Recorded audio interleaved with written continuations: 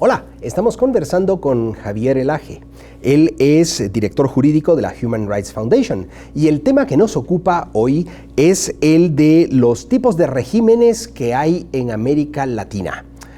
Javier, ¿puedes contarnos algo para entender cuál es la naturaleza del tipo de regímenes que hay en la región? Sin duda. Gracias, Luisfi, en primer lugar a vos y a la UFM, a la Universidad Francisco Marroquín, por la invitación. Desde el punto de vista político, existen tres tipos de regímenes actualmente en América Latina y en el mundo en general, ¿no? Hay regímenes autoritarios completos, hay regímenes autoritarios competitivos y hay regímenes democráticos.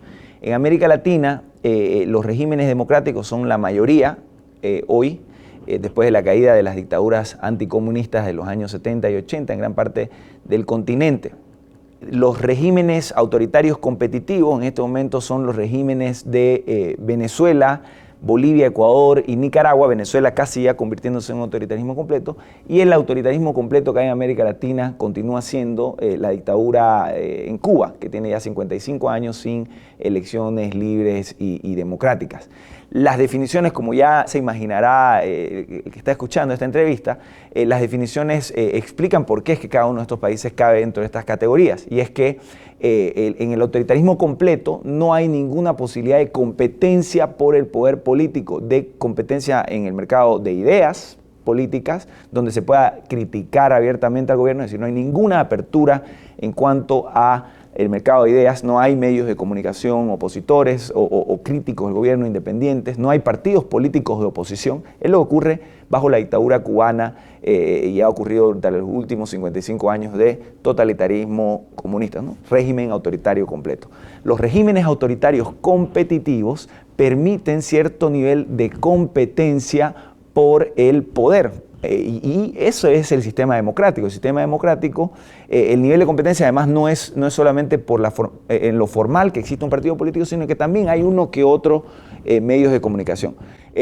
Lo que lo diferencia al régimen autoritario competitivo de la democracia es que si bien hay un nivel de competencia, hay un descarado abuso de parte de los poderes ejecutivos en estos países contra la libertad de expresión, la libertad de prensa, contra cualquier voz crítica. La represión de las voces críticas no llega al nivel de una dictadura completa, de un autoritarismo completo, pero es normal que hayan opositores encarcelados, exiliados, es normal que el principal partido, la oposición tenga que unirse para tratar de oponerse al régimen autoritario porque ya no hay un sistema multipartidista propiamente, dado que hay una política sistemática de persecución a las voces críticas, tanto en la política como en la prensa.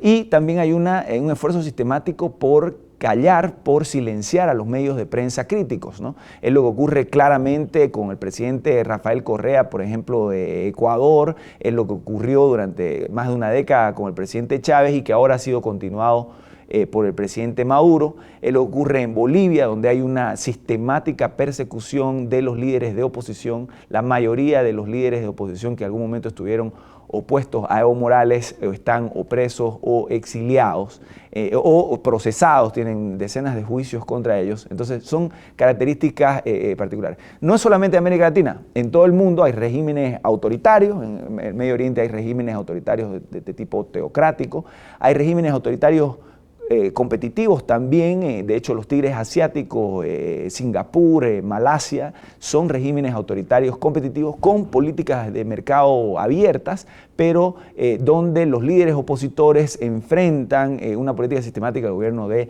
enjuiciarlos, etc. No son regímenes democráticos propiamente dichos. Estas definiciones son las que se han venido imponiendo en la ciencia política y las avanzó el profesor Steve Levitsky de la Universidad de Harvard y el profesor Lucan Way de la Universidad de Toronto en su libro Autoritarismo competitivo, Competitive Authoritarianism, y se han venido imponiendo entre las personas que estudian el fenómeno de la democracia, la erosión democrática hacia la dictadura y la dictadura propiamente dicha. En este contexto, Javier, ¿por qué se prefiere el uso del concepto, término democracia al de república? Esa es una buena pregunta. En realidad, mire, el término república que tiene que tiene implícito en el mensaje que hay una división de poderes, hay una separación de poderes, hay un respeto por los derechos de las minorías. Tampoco eso lleva implícito por la evolución histórica del término, pero si usted se da cuenta, las primeras repúblicas eran Commonwealths, ¿no? Res pública es la Commonwealth, ¿no? Es la cosa pública.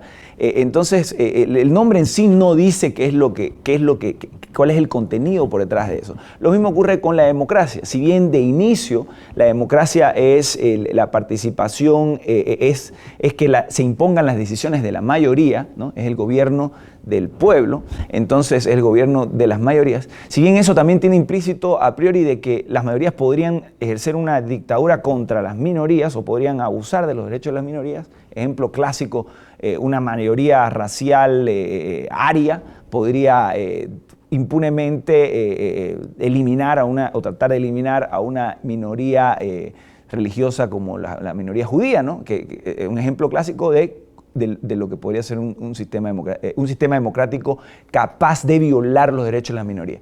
Rousseau, en su contrato social, habla de hecho de que la soberanía del pueblo y esta mayoría que expresa la voluntad popular, la voluntad general del pueblo, es infalible, es absoluta y por tanto puede imponerse a la minoría. ¿Y quién va a decirle al pueblo? Si el pueblo se equivoca, imponiéndose a la minoría, no necesariamente racial o religiosa, a una minoría política, si el pueblo se equivoca, dice Rousseau, ¿quién tiene la potestad de decírselo? Ahora, yo creo que en la práctica, los regímenes auténticamente democráticos que dentro del concepto han permitido, que para llegar a las decisiones de quienes representan a los ciudadanos en una asamblea, que para llegar a esas decisiones se alimentan de las ideas en un mercado libre de ideas, donde no se mete preso ni a los comunistas, ni a los socialdemócratas, ni a los demócratas cristianos, ni a los liberales, ni a los libertarios, donde todas esas ideas compiten por la simpatía del público en general.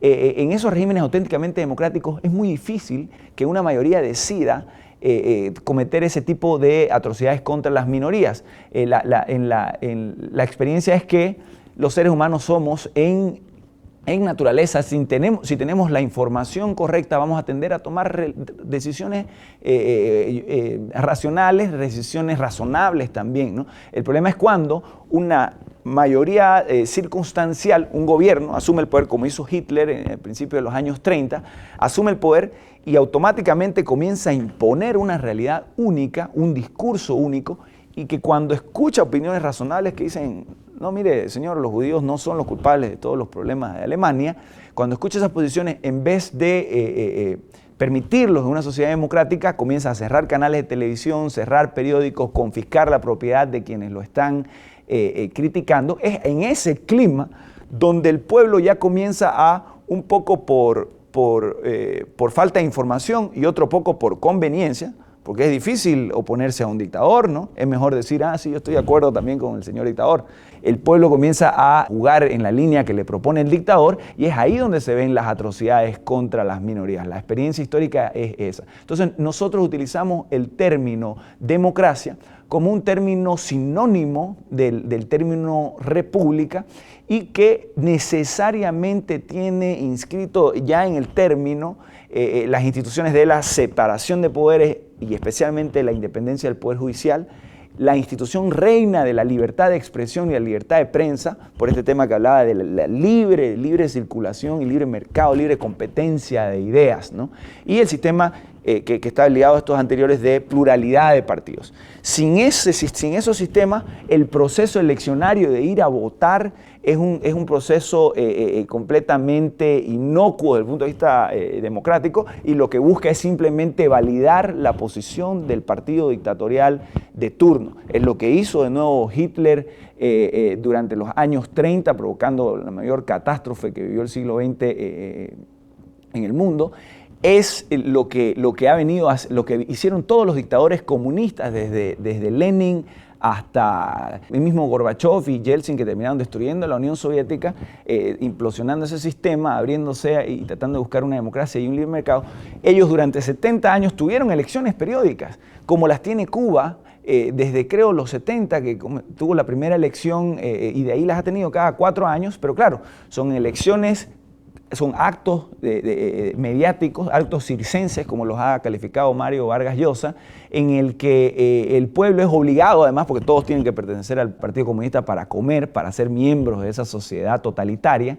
Entonces, van cada 4 años a elegir a ese candidato que el propio Partido Comunista les está proponiendo. No existe la posibilidad de que un partido auténticamente opositor pueda proponer un candidato al proceso electoral. No existe la posibilidad de que alguien pueda, a través de un medio de prensa masivo, informar a la población, hacerle ver otra realidad, pedirle su voto. Eso no existe, es una dictadura completa. Entonces, democracia, república, que incluye en estas instituciones importantes que mencioné, es lo que se contrapone a la dictadura propiamente dicha, autoritarismo completo, o el régimen que ya no es democrático y que se llama el autoritarismo competitivo. Javier, muchas gracias por compartir estas ideas y experiencias con nosotros, y a ustedes también, muchas gracias.